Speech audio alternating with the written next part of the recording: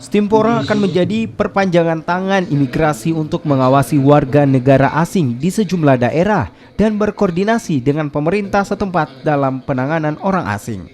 Berdasarkan data imigrasi Makassar, sebanyak 1.530 warga negara asing pemegang izin tinggal kunjungan, diantaranya WNA dengan izin tinggal 505 orang, izin tinggal tetap 22 orang, dan pencari suaka 1.765 orang.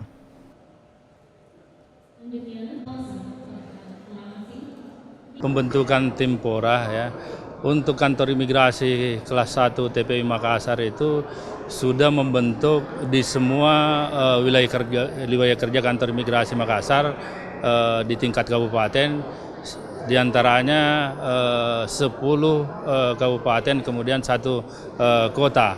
Dan untuk tingkat kecamatan kita juga sudah membentuk di beberapa kabupaten juga seperti Kabupaten Bone, kemudian Maros, kemudian Bulukumba, dan yang sekarang ini di Takalar dan Jeneponto.